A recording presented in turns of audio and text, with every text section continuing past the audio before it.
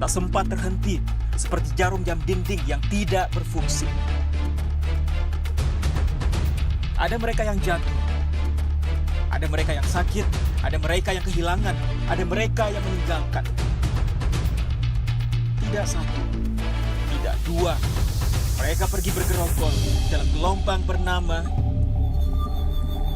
kematian.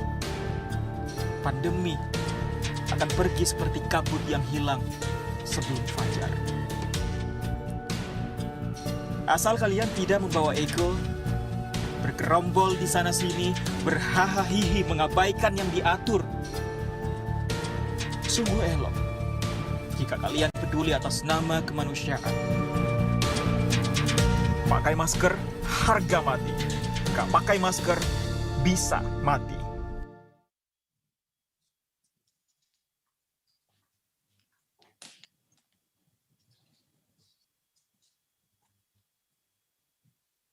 Baik, selamat siang para penonton yang budiman serta seluruh kawan-kawan pecinta olahraga dimanapun berada. Hari ini kita akan kembali berbincang-bincang dan perbincangan ini memang adalah perbincangan yang juga sudah ditunggu-tunggu karena beberapa waktu ke depan kita akan bersama-sama atau pemerintah Indonesia, bangsa Indonesia akan bersama-sama mengadakan pesta akbar olahraga nasional yaitu PON ke-20 tepatnya di Papua.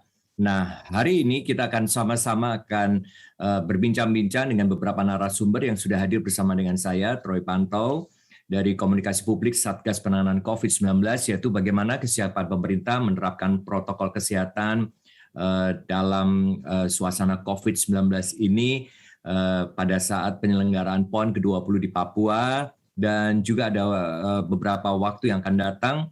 Seperti kita ketahui, selain PON di Papua pada tanggal 2-13 Oktober, juga ada World Superbike ya di Lombok pada 12-14 November tahun 2021.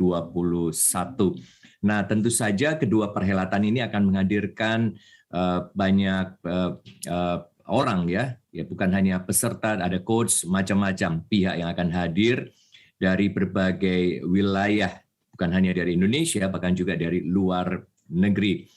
Nah, tentu saja kita akan mendengar secara langsung bagaimana penerapan protokol kesehatan yang memang harusnya mutlak diterapkan untuk mencegah penularan COVID-19 di antara para atlet, official, peserta lomba, dan masyarakat umum yang hadir ataupun di sekitar venue. Nah, penerapan prokes COVID-19 saat PON 20 Papua dan World Superbike di Lombok ini tentu saja menggunakan konsep pelibatan multi pihak atau pentahelix ya, mulai dari pemerintah, akademisi, pelaku usaha, masyarakat, bahkan komunitas dan media. Semua tentu saja bersatu padu untuk mensukseskan kegiatan atau perhelatan yang besar ini. Nah, untuk itu masyarakat perlu terus diingatkan agar tetap waspada terhadap COVID-19. Jangan sampai adanya event ini malah membuat sentra ataupun klaster penularan. Kita tidak mengharapkan hal tersebut. Nah, hari ini kita akan berbincang-bincang dengan Bapak Gatot S. Dewa Broto, Sekretaris Kementerian Pemuda dan Olahraga, Menpora, yang sudah hadir bersama dengan kita. Salam sehat Pak Gatot, bagaimana kabar Bapak? Alhamdulillah Mas Roy, semoga juga Mas Roy dan seluruh teman-teman di Satgas dan juga para narasumber juga dalam kondisi sehat. Terima kasih Pak Gatot. Baik, senang bisa berjumpa dan berdialog dengan Pak Gatot ya. Baik, berikutnya adalah Pak Didik Soehardi, Deputi Menko PMK Bidang Revolusi Mental, Pemajuan Kebudayaan dan Prestasi Olahraga. Apa kabar Pak Didik? Salam sehat Pak Didik. Alhamdulillah Mas Troy, sehat-sehat. Moga-moga tim Satgas juga sehat semua dan bisa mengikuti PON dengan baik dan lancar. Amin, amin. Terima kasih Pak Didik untuk kehadirannya. Baik, dan narasumber kami yang berikutnya adalah Pak Sony Hari Harmadi, selaku Ketua Bidang Perubahan Perilaku Satgas COVID-19. Salam tangguh, salam sehat. Bagaimana kabarnya Pak Sony? Alhamdulillah baik Mas Troy. Semoga sehat selalu Pak Gatot, Pak Didi, juga teman-teman semuanya. Baik, langsung saja kita akan berbincang-bincang. Terima kasih Pak Sony. Saya akan pertama-tama akan bertanya kepada Pak Gatot. Pak Gatot, langsung saja dapat dijelaskan bagaimana Pak Gatot dari pihak Kementerian Pemuda dan Olahraga, hal-hal apa saja persiapan sejauh ini karena mendekati PON ke-20 dan tentu saja banyak juga yang bertanya tentang kesiapan dalam konteks penyelenggaraan World Superbike di Lombok pada bulan November nanti. Silakan Pak Gatot. Baik, terima kasih Mas Rai dan para narasumber, Pak Didi dan Pak Sony, serta para pendengar dan pemirsa dari acara ini. Pertama, kami sampaikan ya, bahwa untuk kegiatan World Superbike yang ada di Mandalika, karena itu meskipun itu kegiatan olahraga, tetapi leading sektornya adalah di Kementerian Pariwisata dan Ekonomi Kreatif. Jadi kalau boleh poin yang kami sampaikan mungkin di sana nanti suatu saat ada sesi tersendiri di tempatnya Pak Sandiaga Uno, karena kami sudah bagi-bagi coupling. Tempoh hari pada saat sidang kabinet terbatas itu topiknya ada 2 ya di bulan Juli, itu tentang World Superbike dan kejuaraan bola basket Asia di bulan Agustus. Tapi karena pandemi COVID, Satgas lebih tahu di bulan Juli itu kan hektiknya tinggi sekali kan ya. Kemudian untuk kejuaraan bola basket ditunda menjadi bulan Juli tahun depan. Jadi mungkin saya tidak ingin mendahului Kementerian Pariwisata, mungkin ada sesi tersendiri tentang itu. Nah khusus untuk PON ini rangkaian persiapannya sesungguhnya sudah panjang. Tadi pagi baru saja kami ada rapat, hampir tiap hari itu tidak ada rapat tentang PON. Tadi malam ada Pak Didi, ada Pak Sony, ada Pak Menko PMK, Menko Polhukam, dan beberapa menteri terkait. Kami rapat tentang PON. Tadi pagi kami juga ketemu lagi sama Pak Didi tentang masalah PON gitu. Nah, poin yang kami sampaikan adalah masalah PON ini sudah seperti lagunya Krisdayanti sudah menghitung hari, karena tanggal 2 ini sudah pembukaan oleh Pak Presiden, tapi ada banyak hal yang harus kami selesaikan dalam arti tetap kepanitiaan itu ada di BB-PON bersama KONI, tapi kami itu memberikan supervisi agar sesuai dengan target, sesuai dengan yang diharapkan, dan harapan Pak Presiden itu harus sukses gitu. Nah, di balik kata sukses itu tentu saja terkait dengan masalah protokol kesehatan. Nah, yang paling menarik diantaranya adalah bahwasanya ini adalah gawe yang besar sekali, tapi jangan sampai menimbulkan klaster baru di Papua. Kami tidak ingin ada cerita tentang, gara-gara PON ada klaster baru di sana, kemudian COVID yang tadinya sudah melandai, sudah turun menjadi naik. Kita kalau boleh belajar dari Tokyo. Tokyo itu suatu contoh yang sangat bagus. Atlet-atlet kita sebelum berangkat itu mereka secara online, mereka termonitor. Mereka tidak di karantina di Jakarta, tapi termonitor 7 hari menjelang berangkat, itu tiap hari harus di PCR, swab. Kenapa? Karena Indonesia itu dimasukkan di layer negara yang dalam tanda petik itu patut diwaspadai.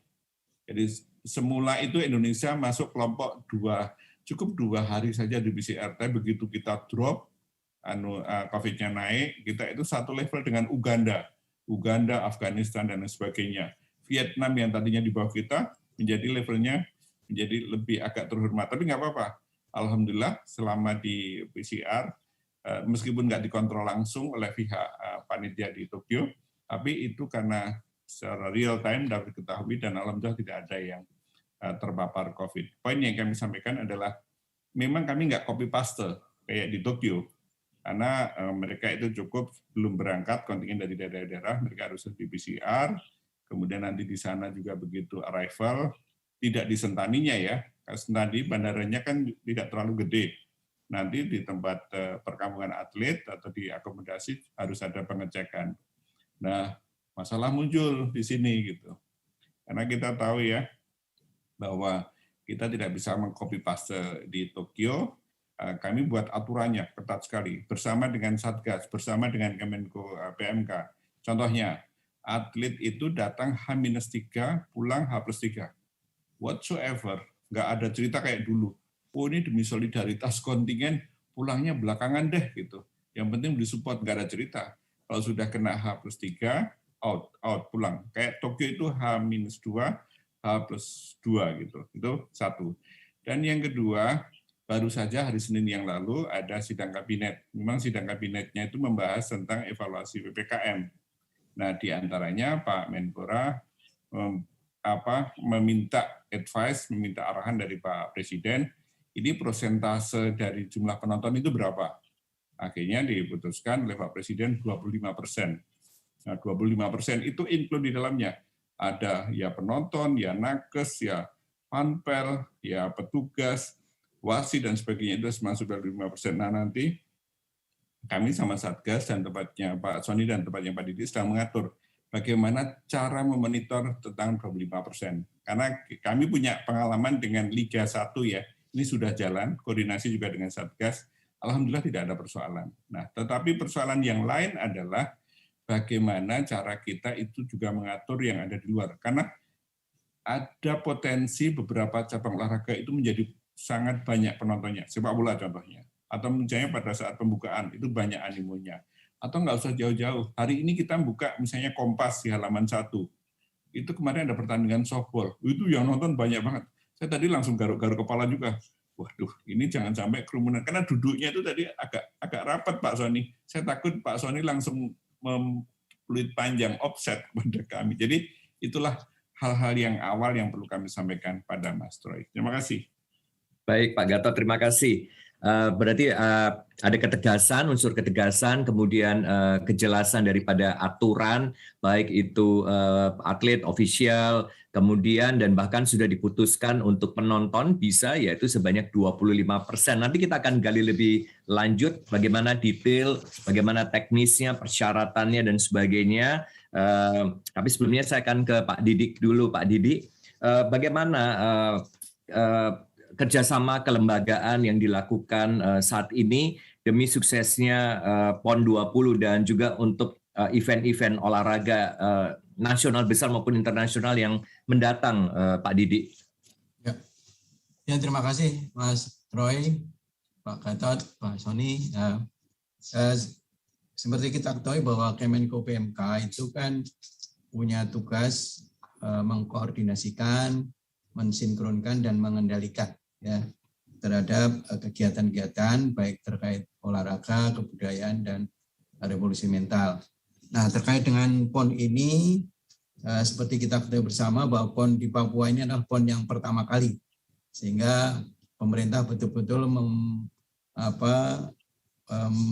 punya perhatian khusus, sehingga baru PON kali inilah pemerintah mengeluarkan Inpres sampai 3 kali. Inpres ke-1 2017, kemudian Inpres kedua tahun 2020, kemudian Inpres ketiga 2001. Nah, Inpres ini terkait dengan semangat bahwa PON harus sukses, ya. Lancar, aman, sukses. Itu yang semangat kita. Jadi oleh karena itu, seperti disampaikan oleh Pak Gatot tadi, kita hampir tidak ada hari yang tidak ada rapat dalam rangka untuk memastikan bahwa semua sektor, semua penanggung jawab yang sudah diserahi sesuai dengan tupoksinya masing-masing itu berjalan dengan baik. Nah, kita contoh venue, alhamdulillah venue sampai sekarang sudah tuntas. Tinggal beberapa yang saya kira tidak signifikan karena memang itu sudah dan sebagian sudah dipakai. Kemudian juga terkait dengan akomodasi konsumsi juga alhamdulillah sudah selesai, walaupun kemarin juga masih ada sedikit persoalan, tapi akhirnya bisa segera kita selesaikan. Kemudian terkait dengan pengamanan juga seperti itu. Bahkan tadi sampaikan Pak Gatot, kita juga sudah mengantisipasi seandainya, karena bisa jadi sebagian masyarakat itu bahwa ini bisa menjadi hiburan, ya kan? Bukan hanya sekedar menonton olahraga, tapi hiburan. Karena hiburan maka bisa jadi terjadi kerumunan. Nah, ini bagaimana antisipasinya? Ini juga dibicarakan, ya. Sehingga hal-hal seperti ini insya Allah sudah diantisipasi oleh panitia. Termasuk juga terkait dengan jaringan, seperti jaringan di di Papua, itu bagaimana caranya supaya di 4 daerah yang digunakan untuk event ini, yaitu di Kota Jayapura, Kabupaten Jayapura, kemudian Mimika dan Merauke ini semuanya bisa berjalan dengan baik. Jadi dari sisi perencanaan, dari sisi persiapan, insya Allah ini pemerintah dalam hal ini teman-teman dari kementerian dan lembaga yang bertanggung jawab sudah melaksanakan sesuai dengan tupoksinya masing-masing. Saya kira gitu, Mas Tro. Ya, Pak Didi, baik. Saya akan menggali juga lebih jauh lagi, Pak Didi, supaya teman-teman bisa tahu gambarannya tentang penanganan ataupun persiapan protokol kesehatan. Saya mau beralih dulu ke Pak Sony Harmadi, selaku Kabid Perubahan Perilaku Satgas Penanganan COVID-19. Pak Sony tadi sudah dijelaskan oleh Pak Gatot, kemudian Pak Didi tadi bicara banyak soal sinkronisasi, kemudian kendali antar instansi, lalu infrastruktur yang dipersiapkan. Nah, untuk protokol kesehatan sendiri, apa saja panduan-panduan, apakah memang sudah dipersiapkan sedemikian rupa, dan ini bagaimana penyebaran di lapangan? Pak Sony mohon penjelasannya. Tetapi sebelumnya Pak Sony, saya ingin mengajak kepada teman-teman yang saat ini bergabung bersama dengan kami, apabila ada pertanyaan kepada salah satu ketiga narasumber ataupun ketiga-tiganya, silakan menuliskan di chat. Nanti silakan ditujukan kepada siapa pertanyaannya, nanti akan kami sampaikan dan akan dijawab oleh narasumber. Pak Sony, silakan. Baik, terima kasih Pak Troy. Jadi memang untuk mendukung tugasnya Pak Gatot, Pak Didi, Satgas selalu menyusun sebuah rekomendasi protokol kesehatan, karena satuan tugas kita ini ngurusi penanganan COVID-19, maka rekomendasi protokol kesehatan yang dikeluarkan adalah dalam rangka pencegahan penularan COVID-19 untuk penyelenggaraan PON 20 ini sebagai upaya memitigasi risiko COVID-19. Sebetulnya Pak Gatot, Pak Didi, dan juga teman-teman Kemenkes itu sudah menyusun dengan sangat baik. Tapi kita memberikan beberapa saran rekomendasi untuk melengkapi. Nah, rekomendasi protokol kesehatan yang kita sampaikan tujuannya untuk mencegah penularan COVID-19 ya, dengan penerapan protokol kesehatan yang jelas, pembatasan interaksi dan mobilitas dari seluruh pihak yang terlibat. Nah, ini arahan Kasatgas, Pak Letjen Ganip, agar kita betul-betul menyusun rekomendasi yang ideal, memberikan masukan kepada penyelenggara PON di Papua. Nah, kemudian ada beberapa isi ringkasan dari protokol kesehatan ya. Secara umum rekomendasi ini kami susun dengan membagi sasaran atlet, ya bagi atlet bagaimana, ofisial bagaimana, panitia bagaimana, media bagaimana, pendukung kegiatan, karena misalkan di dalam acara pembukaan kan ada penari, penyanyi, dan seterusnya yang harus mematuhi protokol kesehatan, dan juga penonton. Ya, arahan Bapak Presiden untuk penonton maksimal 25%, dan penonton itu kan seperti halnya kita belajar dari Olimpiade Tokyo, tadi sudah disampaikan Pak Gatot, termasuk di dalamnya ofisial yang menonton, panitia menonton, ada media, dan seterusnya. Sehingga kita berharap dengan adanya batasan tadi itu tidak terjadi timbulnya kerumunan dan risiko penularan. Bagaimanapun juga kita harus pahami bahwa sama halnya dengan penyelenggaraan Olimpiade 2020 di Tokyo, penyelenggaraan PON 20 di Papua ini masih berada dalam masa pandemi, sehingga upaya mitigasi risiko penularan itu dilakukan bahkan sejak sebelum keberangkatan. Kita ingin memastikan bahwa mereka yang berangkat ke Papua adalah orang-orang yang sehat, orang-orang yang tidak memiliki COVID-19.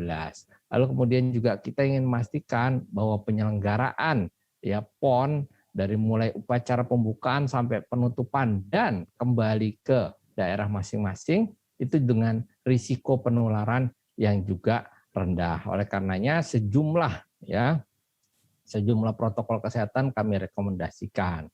Nah, untuk mengurangi risiko penularan ya kami juga merekomendasikan adanya sistem bubble. Jadi sistem bubble ini setiap peserta baik atlet, tim, ofisial, panitia dan lainnya tidak diperkenankan untuk melakukan kegiatan di luar rencana aktivitas yang sudah ditentukan. Jadi dengan sistem bubble ini dia berada di tempat yang aman, lalu kemudian dia berpindah dengan transportasi yang aman ke tempat tujuan yang sudah dijadwalkan juga di tempat tujuan yang aman. Jadi tidak boleh di luar itu. Sehingga harapannya dengan sistem bubble tersebut kita bisa betul-betul memitigasi, mengurangi risiko penularan. Karena kita bagaimanapun juga ini sedang dalam masa pandemi. Lalu juga pembagian zonasi venue, kita bagi menjadi 3 zona, zona 1, 2, dan 3, ya, memastikan orang itu bisa mematuhi protokol kesehatan termasuk menjaga jarak.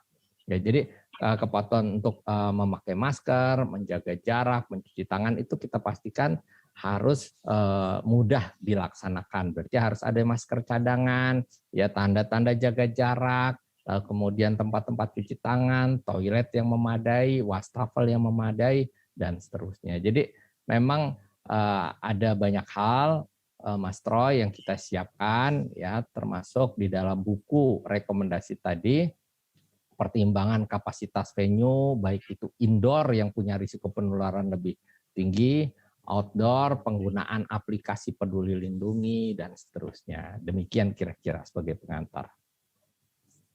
Ya, terima kasih Pak Sony. Ya, tentu saja masyarakat dan teman-teman media akan bertanya banyak sekali ya tentang detail daripada usulan dari panduan protokol kesehatan selama PON ini. Nanti Mas Sony bisa menjelaskan.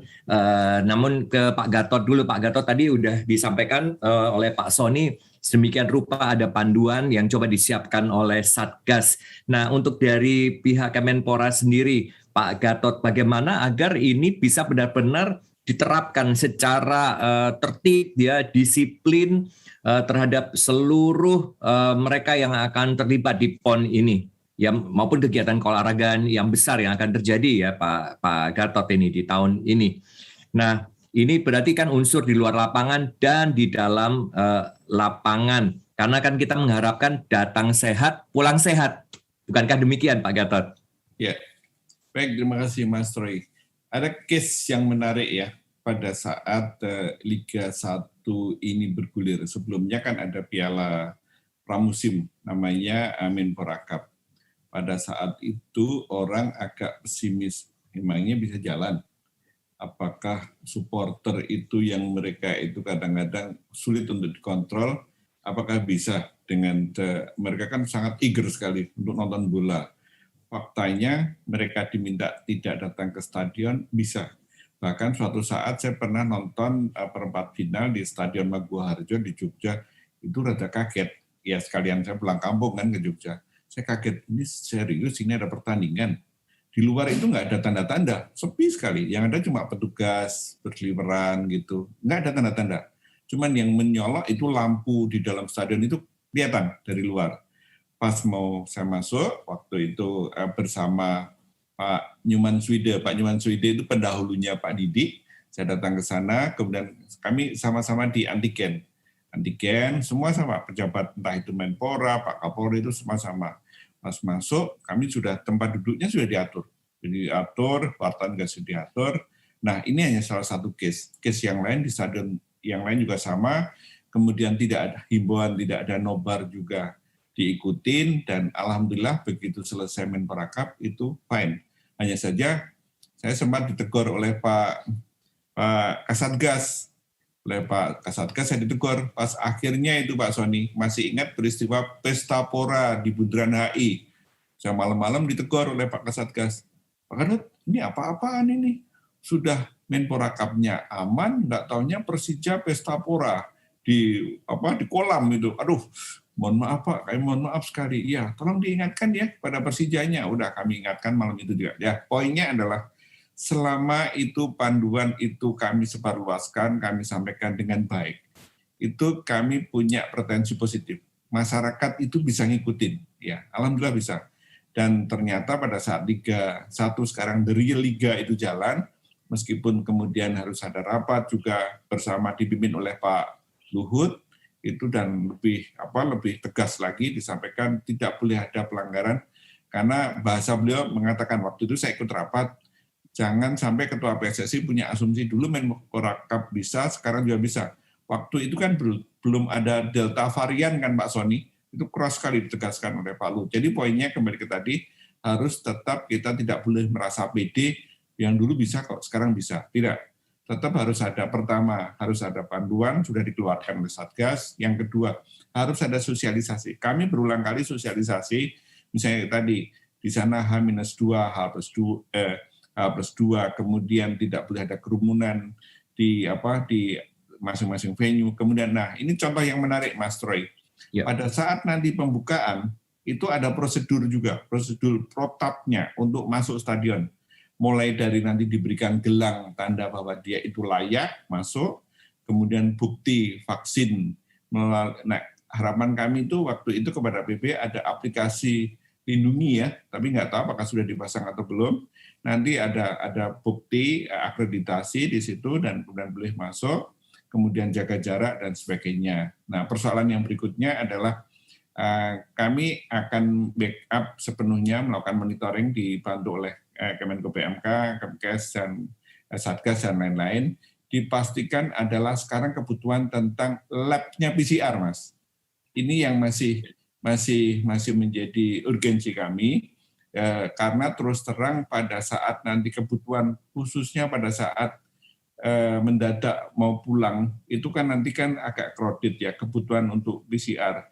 Ini kan di sana jumlah ketersediaannya masih kurang, tapi kami dapat komitmen dari tadi malam pun disampaikan oleh Pak Dirjen Yankes, itu nanti ada suplai dari Ambon, ada suplai dari Surabaya, dari Jakarta, dan sebagainya. Jadi secara umum, sejauh informasi itu lengkap disampaikan, itu tidak ada kesulitan. Hanya saja satu hal, Mas Troy, tadi malam itu ada arahan juga dari Pak Menko Polhukam dan juga Pak Menko PMK, mohon agar kita itu tidak kaku. Karena yang kita hadapi itu adalah saudara-saudara kita dari Papua. Jangan kaku, kemudian misalnya ada pimpinan suku, pimpinan adat masuk, kemudian kita kaku sekali. Ya kalau bisa pendekatannya juga enak. Karena kalau enggak nanti isu sensitif itu akan menjadi lebih mencuat daripada masalah kesehatannya itu sendiri. Terima kasih Mas Troy. Pak Gatot, terima kasih, sangat menarik atas apa yang diuraikan oleh Pak Gatot. Jadi tidak ada kompromi intinya ya, dan tidak boleh ada pelanggaran, sangat tegas disampaikan tadi dalam ratas oleh pemerintah. Nah, Pak Didi, ini kan animo besar sekali dari masyarakat maupun banyak pihak terhadap perhelatan ini. Dan juga kemudian tadi sempat disinggung oleh Pak Gatot, bagaimana dengan aplikasi Peduli Lindungi ini ya bisa diterapkan. Nah, bagaimana Pak Didi ya, ini betul-betul bahwa penegakan protokol kesehatan itu betul-betul jalan, kemudian mutlak dilakukan, tidak ada kompromi di antara seluruh instansi yang terlibat. Karena kan tadi salah satu tugas dari Kemenko PMK adalah sinkronisasi pengendalian. Dan seluruhnya ini harus berjalan seiring searah. Ibaratnya dalam satu kapal, ya mestinya sama-sama dalam satu komando yang sama. Silakan Pak Didi. Menyambung yang disampaikan oleh Pak Sesmenpora tadi, jadi terkait dengan perhelatan PON 20 di Papua ini, memang sudah kita siapkan dengan sebaik-baiknya. Pada saat kita rapat dengan kepolisian, Polda Papua, mereka menyampaikan bahwa sosialisasi adanya PON ini sudah dilakukan sejak bulan Juli.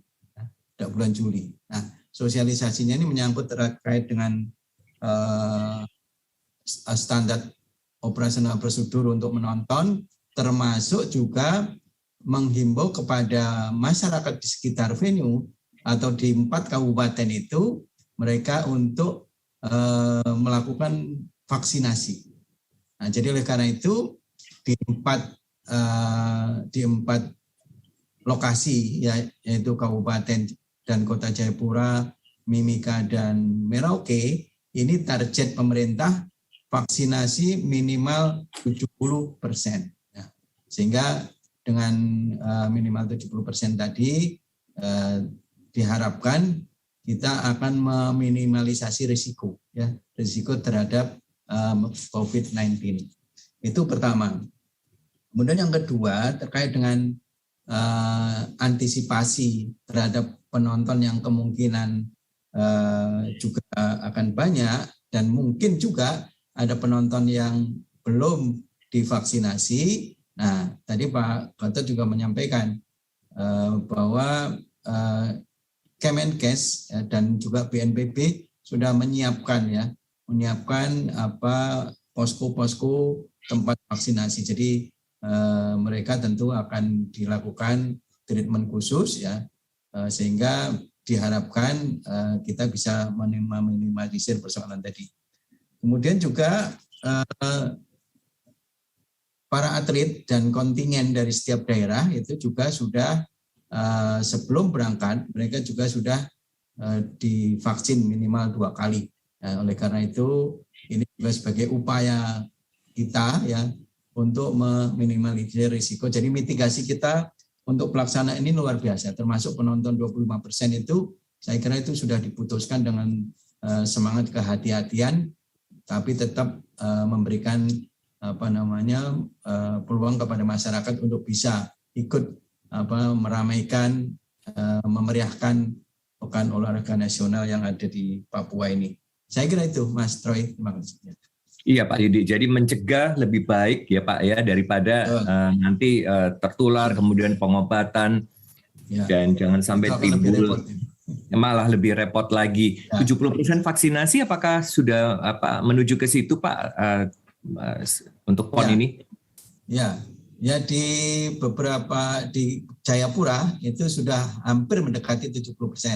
Nah, di dan Mimika sesuai dengan penjelasan dari Pak Kapolda kemarin, itu sebelum hari H ya itu sudah akan mencapai 70%. Baik, termasuk kelengkapan lab yang tadi sempat disinggung Pak Gatot. Ya, baik ya. Kalau begitu.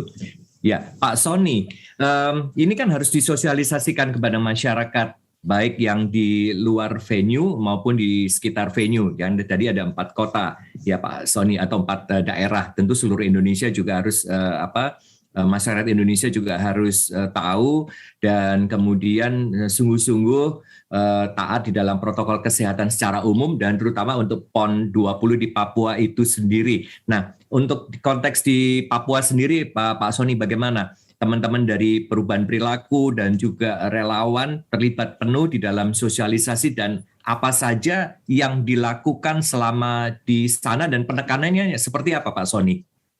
Ya, betul sekali. Jadi memang sebagus apapun ya desain protokol kesehatan yang kita buat, kalau tidak disosialisasikan dengan baik menjadi sia-sia. Oleh karenanya, selain kami juga sudah koordinasi langsung, ini ada Pak Didi, teman-teman Kemenpora juga, teman-teman Pak Gatot, kita juga sudah koordinasi. Kemarin kami juga banyak mendapat masukan dari dokter spesialis kedokteran olahraga ya, terutama yang ikut kegiatan Olimpiade di Tokyo, sehingga kita punya gambaran tentang bagaimana menerapkan atau menyusun panduan untuk protokol kesehatan pelaksanaan PON ini. Nah, jadi kemarin begitu selesai, kami juga menyiapkan leaflet langsung, di mana di dalam leaflet tadi itu ada scan QR code, ya, scan QR code untuk bisa mengakses buku rekomendasi yang sudah kami buat tadi. Nah, terus kemudian tim sudah berangkat sejak hari Sabtu kemarin, ya. Tim sudah berangkat ke Papua, langsung bertemu dengan teman-teman PB PON, langsung bertemu dengan panitia, satgas daerah, panwasrah ya dari KONI dan seterusnya. Lalu kemudian kita mensosialisasikan, membahas tentang rekomendasi kita, melengkapi apa yang sudah disusun oleh teman-teman. Nah, di dalam pembahasan tadi, teman-teman dari bidang perubahan perilaku yang sudah berangkat juga membawa daftar periksa atau checklist ya. Jadi dari seluruh rekomendasi protokol kesehatan yang kita sampaikan, kita melihat apakah ini yang misalkan saat kedatangan tim di Papua harus ada A, B, C, D, E, apakah sudah tersedia dengan baik atau tidak. Jadi ada daftar periksa atau checklist, lalu teman-teman itu mengunjungi venue, selain tadi berkoordinasi, mensosialisasikan dengan panitia, satgas daerah, harapan-harapan kita sampaikan, juga langsung ngecek ke venue-venue, ke tempat pelaksanaan penyelenggaraan PON 20, lalu kemudian membuat checklist ya tadi, mana yang belum, mana yang sudah. Lalu begitu selesai, bukan hanya di Jayapura, Kota Jayapura dan Kabupaten Jayapura, tim kami juga pergi ke Kabupaten Mimika dan juga ke Merauke. Lalu kemudian juga setelah checklist dilakukan, kita melakukan rapat kembali. Jadi menginformasikan kepada panitia penyelenggara tentang apa saja yang perlu kemudian ditingkatkan, dioptimalisasikan supaya kita bisa betul-betul meminimalisir risiko. Lalu kemudian leaflet tadi, kita udah nyetak ribuan leaflet, tapi memang kita kan paperless sebetulnya. Kalau kita terlalu banyak membagikan leaflet juga risiko penularan menjadi tinggi. Oleh karenanya leaflet tadi dipasang di berbagai tempat umum dan masyarakat bisa scan QR code yang ada di situ untuk mengakses buku rekomendasi protokol kesehatan. Nah, bagi para penonton kan bisa melihat, oh saya sebagai penonton apa yang saya harus lakukan. Bagi para atlet bisa lihat sebagai atlet apa yang harus dilakukan. Itu juga official juga apa yang harus dilakukan. Kalau kita perhatikan memang kami sudah menyiapkan rekomendasi untuk bagaimana kedatangan dan kepulangan dari Papua yang bisa meminimalisir risiko ya, protokol kesehatan sebelum memasuki venue ya, dari mulai tempat penginapan ke venue ya, sebelum memasuki venue, saat berada di dalam venue, lalu kemudian juga saat keluar dari venue dan seterusnya, itu sudah ada dan bisa menjadi pegangan rekomendasi. Dan kami juga sudah buatkan ringkasan protokol kesehatan bagi masing-masing pihak tadi. Untuk mendukung pelaksanaan PON, mensukseskan, tentu kita juga bekerja bersama-sama ya, semua pihak, baik itu tempat Pak Gatot, Pak Didi, semua kita di Satgas ingin PON 20 ini betul-betul sukses ya. Maka dari BNPB ya bersama Satgas itu juga sudah mengirimkan 3 juta masker ya, 3.000 pack swab antigen, hand sanitizer, dan 4 unit alat PCR ke Jayapura, terus kemudian juga ke Mimika, juga aktivasi posko, terus pendampingan untuk Satgas protokol kesehatan di tiap venue dan juga membuka gerai masker ya di tiap venue sehingga kita berharap tidak ada kekurangan atau kesulitan akses untuk memperoleh masker. Jadi dengan 3 juta masker tadi diharapkan cukup lah ya untuk pertandingan selama dari tanggal 2 sampai 15 Oktober penyelenggaraan PON 20 Papua ini. Lalu kemudian kami juga sudah mencoba mensosialisasikan dengan masyarakat sekitar venue. Duta Perubahan Perilaku juga sudah diturunkan ya Pak Troy. Di setiap kabupaten kota itu ada sekitar 50 orang yang memang sekarang melakukan upaya mengedukasi masyarakat sekitar venue agar bisa melaksanakan protokol kesehatan, jadi mendukung pelaksanaan PON ini dengan sangat baik. Kira-kira gitu yang sudah kami lakukan, dan juga akan ada sosialisasi bagi para relawan. Jadi bagi para relawan yang akan melaksanakan tugasnya selama penyelenggaraan PON 20 ini, sehingga mereka terinformasi dengan baik, dapat mengimplementasikan, dapat ikut melakukan pengawasan di lapangan tentang bagaimana dan apa saja aturan protokol kesehatan yang harusnya dilaksanakan. Itu kira-kira. Baik Pak Sony, jadi artinya panduan protokol kesehatan ini juga harus dipahami oleh relawan sendiri ya, dan kemudian juga aparat setempat, dan kemudian menginformasikan, mengedukasikan, ya, mensosialisasikan kepada masyarakat sekitar terutama, dan juga mereka yang akan hadir di penyelenggaraan PON ini. Pak Gatot, tadi Pak Gatot mengatakan ada beberapa hal yang bisa dipelajari di dalam penyelenggaraan Olimpiade di Tokyo dan tidak bisa di copy paste sepenuhnya karena memang ini dua hal yang berbeda walaupun sama-sama ini adalah event yang besar. Salah satu yang tadi sudah disampaikan akan diterapkannya sistem bubble. Dan bagaimana ini bisa benar-benar secara ketat dilakukan, Pak Gatot? Apakah akan menerapkan sistem tersebut? Dan bagaimana kita sekarang bicara soal risk ya Pak Gatot ya, bila mana terjadi failure di situ dan kemudian ada yang tertular, lalu antisipasi apa yang akan dilakukan, Pak Gatot silakan. Baik, terima kasih Mas Troy. Jadi kalau idealnya kami itu Kemenpora bersama Kemenko PMK dan Satgas itu pengennya event Tokyo itu kami copy paste 100%, tidak kurang, tidak tambah, ya. Tadi mulai dari misalnya menjelang kedatangan, kemudian pada saat pulangan, kami itu pengennya 100%. Kemarin pada saat para atlet peraih medali dan yang tidak meraih medali di Olimpiade dan Paralimpik, coba nggak ada ampun kan? Mereka itu betul pahlawan olahraga, tapi sama Satgas nggak ada ampun. 8 hari karantina ya 8 hari karantina. Dan itu betul-betul diterapkan dengan bagus, dan kami juga habis itu melaporkan kepada Tokyo juga bahwa rombongan kami aman, tidak ada masalah gitu. Karena perlu pelaporan kepada pihak Tokyo Organizing Committee itu. Nah, tetapi kondisi di kita kan juga ada karena keterbatasan anggaran dan sebagainya. Taruhlah misalnya seluruh kontingen pulang dari Papua itu harus dikarantina masing-masing, taruhlah misalnya 5 hari ya Pak Sony ya di masing-masing daerah. Jangan sampai antisipasi kami jangan sampai nanti muncul dari daerah ya Pak Gatot aja ngomong seperti itu, tapi APBD kami kan nggak memungkinkan dan sebagainya. Tapi kami akan tetap sounding seperti itu karena jangan sampai sekali lagi Papua ini menjadi klaster baru akibat karena kami dianggap teledor, kami dianggap abai dan sebagainya. Yang kedua adalah nggak usah jauh-jauh lagi, kami kembali kepada kemarin Piala Menpora, kemudian IBL dan semua event lainnya. Itu yang terpapar itu ada, Mas Roy. Yeah. IPL itu yang paling jujur. Setiap kali ada yang terpapar, sampaikan kepada publik. Oh, pemain basket dari klub ini terpapar, kemudian langsung diisolasi. Nah, kemarin PSSI sempat kami agak tekor ya, halus. Tolong dong belajar dari IPL. IPL itu terbuka sekali loh. Sampai pemain A, B, C, klub A, B, C yang terkena itu diumumkan. Nah, nanti di Papua itu olahraga itu dibagi 2. Ada yang body contact full, kayak karate, atau sepak bola, itu kan body contact kan, body badan ketemu badan gitu ya. Ada yang tidak ada body contact, pertandingan yang tidak perlu bersentuhan. Nah, untuk yang body contact itu potensi untuk terkena COVID itu sangat tinggi sekali.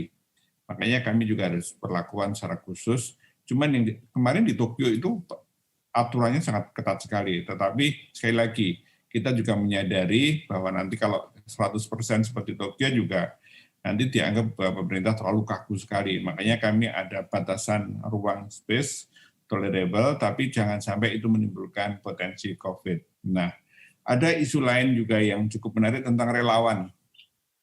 Relawan itu jumlahnya 25.000 semula. Sekarang sudah berkurang.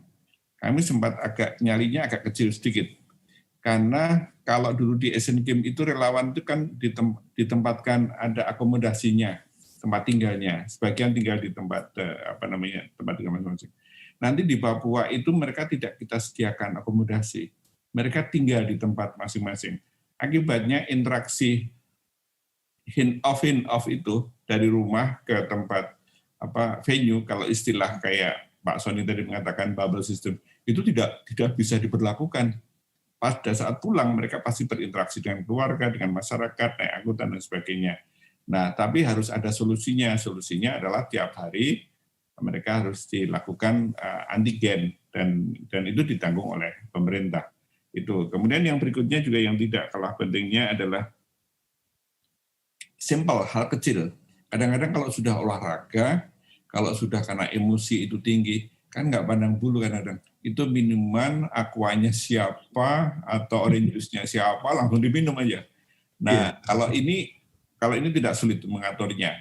Tapi kalau tidak diatur di awal itu pasti salah. Kemarin di sepak bola juga gitu. Kadang-kadang kan, halo bro, ini minuman ya, dilempar aja karena haus diminum. Nah, ini juga tidak dibolehkan. Nah, lagi-lagi itu tertular. Jadi poin yang kami sampaikan adalah kembali ke tadi, idealnya sama seperti Tokyo.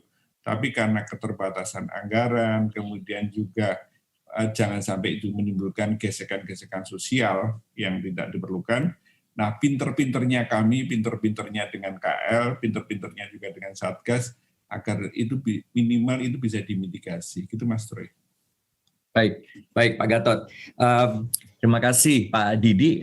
Tadi kita bicara banyak soal persiapan keberangkatan, kemudian pada saat event berlangsung.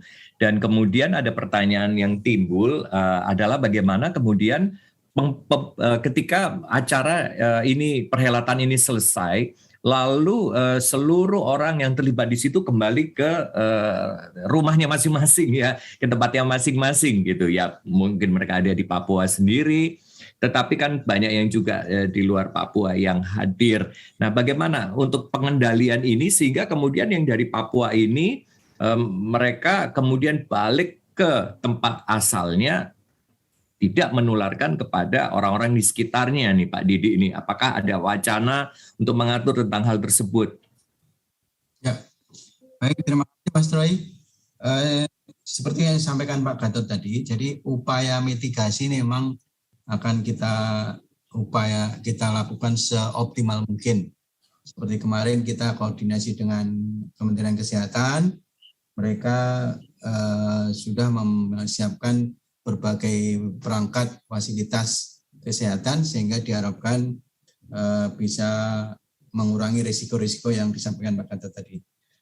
Mas Troy, PON Papua ini kan mempunyai banyak dimensi ya. Pertama terkait dengan kapasitas daerah bahwa Papua mampu melaksanakan PON. Nah, oleh karena itu ini juga harus kita siapkan dengan baik. Kemudian bahwa PON di Papua ini juga mencerminkan kesatuan dan persatuan bangsa. Ini juga tentu sudah menjadi pertimbangan kita juga. Bahwa PON Papua ini juga bagian dari kebersamaan.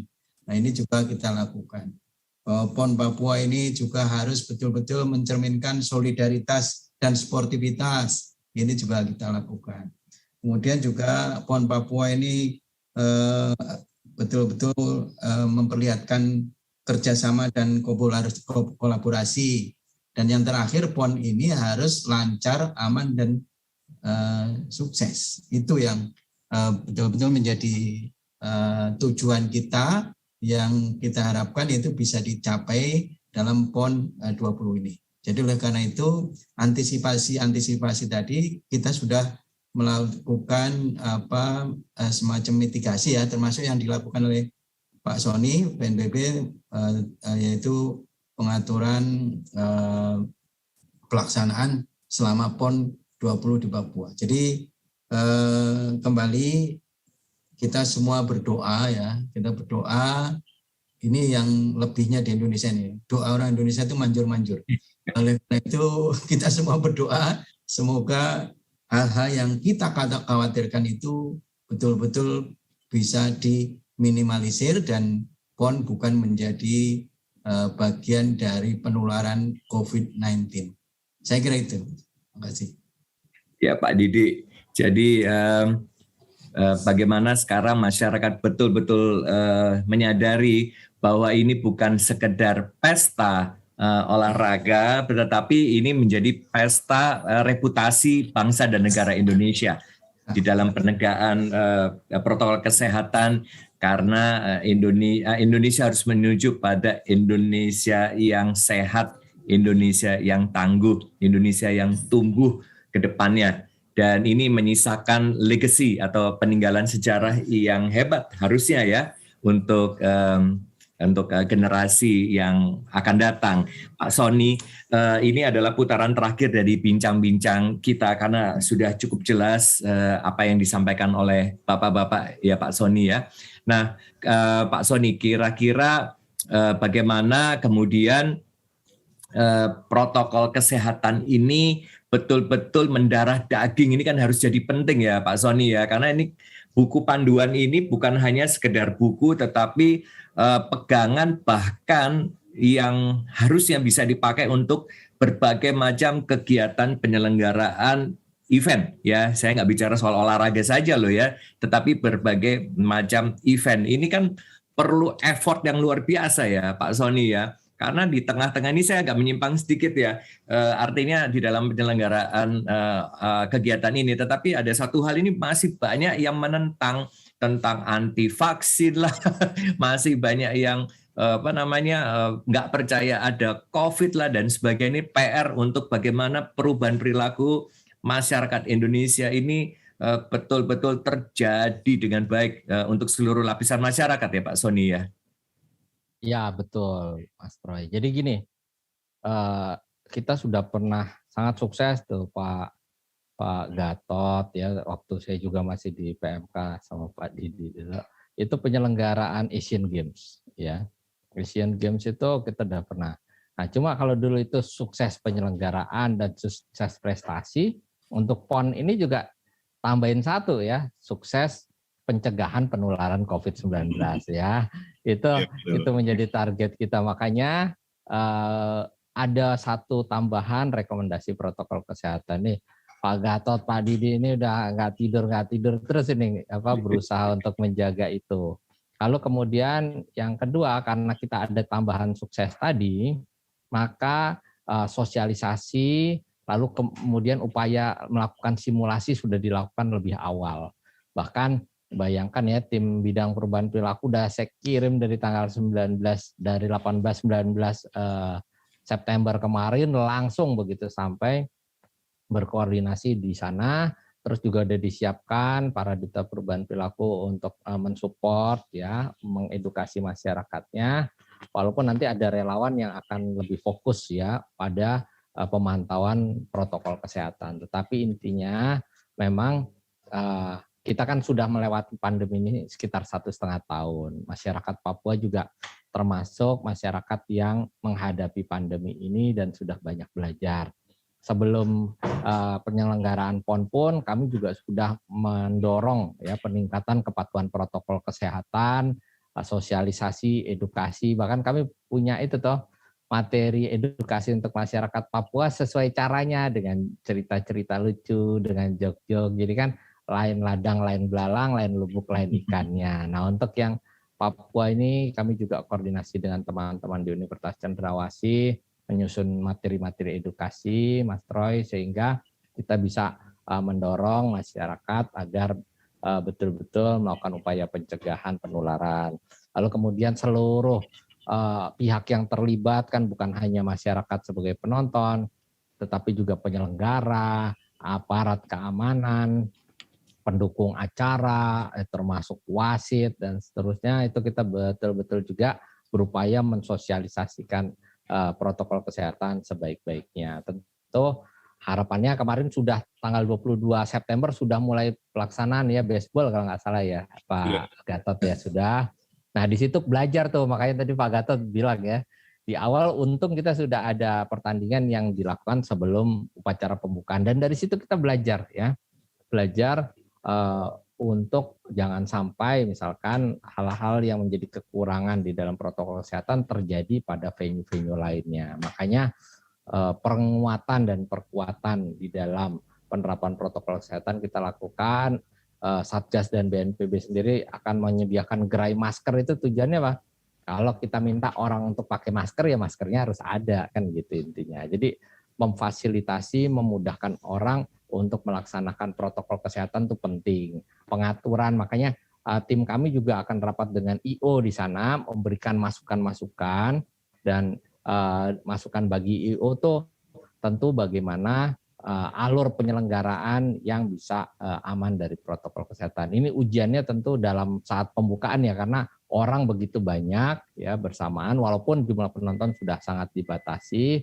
Tetapi kita tahu ini kan adalah PON pertama di Papua ya, sehingga kemarin juga sudah dibahas, siaran langsung melalui televisi juga Pak Gatot sudah siapkan, ya Pak Didi juga sudah siapkan, dan masyarakat bisa melakukan pestanya ini di rumahnya masing-masing. Nah, mohon teman-teman media membantu mensosialisasikan rekomendasi protokol kesehatan ini dan juga membantu mensosialisasikan kepada masyarakat di sana agar mereka bisa melakukan bisa mendukung pelaksanaan PON, penyelenggaraan PON ini dengan caranya masing-masing dengan mematuhi protokol kesehatan. Jadi itu yang bisa kita lakukan dan harapannya lagi penyelenggaraan PON 20 ini bisa betul-betul berhasil mencapai 3 sukses yang tadi sudah saya sebutkan. Itu kira-kira Pak Troy. Terima kasih. Terima kasih Pak Sony, sangat jelas sekali ya. Jadi upaya ini tidak bisa berhenti hanya sukses di satu titik, tetapi ini harus terus-menerus dilakukan dan keterlibatan masyarakat setempat ini menjadi sangat penting ya Pak Sony ya tadi ya. Nggak bisa kemudian hanya satu sisi saja. Terima kasih Pak Sony. Dan putaran terakhir berikutnya Pak Gatot, silakan menyampaikan powerful statement bagaimana kemudian penyelenggaraan Pekan Olahraga Nasional ini bisa berhasil bukan hanya untuk bangsa dan negara kita, tetapi di level internasional juga. Silakan Pak Gatot. Baik, terima kasih. Tadi ada hal yang menarik disampaikan oleh Pak Sony dan Pak Didi. Pertama, kalau Pak Didi mengatakan kita jangan melihat ini semata-mata sebagai event olahraga. Ada multi aspek, multi dimensi, dan itu betul. Makanya pendekatan kami terhadap masyarakat itu juga ada hal yang spesifik. Ini PON yang lain dibandingkan yang lain. Saya mengalami pendampingan PON Jawa Barat. Kalau sebelumnya saya nggak mengalami karena masih di Kominfo saat itu ya. Ibaratnya waktu di Jawa Barat itu kami udah pasrah sepenuhnya. Nah, kalau di PON Papua ini kami harus bersama-sama bersinergi dan alhamdulillah sangat bagus respon dari Pak Gubernur dan jajarannya. Sebagai contohnya begini, pada saat pendekatan tadi yang disampaikan oleh Pak Sony tadi menarik, misalnya sosialisasi kepada para pimpinan adat, kepala suku. Kami menggunakan pola pimpinan-pimpinan tokoh gereja. Kami dekati kepada mereka supaya bisa menjelaskan lebih enak. Dan karena ini yang tidak terjadi di daerah lain. Dan alhamdulillah respon mereka bagus. Tadinya ada asumsi yang macam-macam gitu. Bukan negatif, tapi macam-macam. Tapi akhirnya diluruskan, oh enggak, vaksin ini kebetulannya ada seperti ini. PCR itu seperti ini, antigen seperti ini, masker seperti ini. Itu alhamdulillah. Nah yang terakhir dari kami, tadi juga menarik disampaikan Pak Sony. Kalau kemarin Asian Games itu rumus kami hanya 4 tujuannya. Suksesnya ada sukses prestasi, sukses penyelenggaraan, multi-purpose-nya itu dapat, bisnisnya dapat, kemudian juga tertib administrasi. Rupanya iya, terima kasih Pak Sony ini diingatkan. Tapi juga harus sukses protokol kesehatan. Demikian dari kami. Terima kasih. Terima kasih Pak Gatot, luar biasa. Jadi ini adalah taruhan besar buat kita semua di seluruh aspek. Dan benar-benar keterlibatan dari semua pihak ini menjadi sangat penting ya. Benar-benar harus didoakan tadi ya Pak Didi sudah menyampaikan. Dan ini harusnya menjadi culture kita bersama. Artinya tindakan harus juga diikuti dengan doa dan tindakan ini harus tindakan bersama-sama. Bukankah begitu ya Pak Didi ya? Dan silakan Pak Didi untuk closing statement. Ya, terima kasih Mas Troy. Saya menambahkan yang sudah disampaikan oleh Pak Ses Menpora. Jadi dengan berbagai upaya yang sudah dilakukan ya, mulai awal-awal sampai hari ini dan akan terus kita lakukan sampai nanti perhelatan selesai, insya Allah kita ingin membuktikan bahwa masyarakat Indonesia mampu hidup berdampingan dengan COVID-19. Nah, sehingga kita ingin membuktikan bahwa kita bisa mengelola ya pertandingan olahraga ini ya aman ya, meminimalisir COVID-19. Dan tentu semua upaya yang kita lakukan mulai protokol kesehatan yang ketat, vaksinasi dan lain-lain tadi itu diharapkan bisa kita lakukan dengan baik. PON ini adalah PON perjuangan, ya. PON ini adalah upaya kolaborasi yang luar biasa antar pihak. Oleh karena itu kita semua bekerja keras dan kita semua berdoa semoga PON 19 ini sekali lagi lancar, aman, dan sukses. Terima kasih Mas Troy. Terima kasih Pak Didi. Baik, dengan demikian maka berakhir sudah bincang-bincang kita pada siang hari ini. Terima kasih sekali lagi Pak Gatot Setiawabroto untuk kesempatan dan juga uraian yang telah disampaikan. Terima kasih Pak Gatot, salam sehat selalu. Terima kasih juga Pak Didi atas waktu Terima kasih, dan Mas Roy. penjelasan yang diberikan. Luar biasa sekali Pak. Selamat bekerja ya Pak Didi. Ya. Dan juga untuk Pak Sony juga terima kasih untuk Ya. kesempatan yang diberikan. Terima kasih Pak Sony. Baik kawan-kawan semuanya, dengan demikian maka berakhir bincang-bincang kita pada siang hari ini. Dan mari seperti yang disampaikan oleh para narasumber, kita bersama-sama mensukseskan penyelenggaraan PON ke-20 di Papua maupun event-event penyelenggaraan yang akan datang di negara kita. Dan ini meninggalkan jejak yang baik bukan hanya di dalam moda penyelenggaraan, sistem, tujuan, dan tertib administrasi, juga di dalam konteks penegakan protokol kesehatan, sehingga Indonesia benar-benar bisa melewati masa-masa sulit dari pandemi COVID-19 ini. Indonesia sehat, Indonesia tangguh, Indonesia tumbuh. Salam sehat kawan-kawan semuanya, dan selamat siang. Terima kasih sekali lagi. Terima kasih.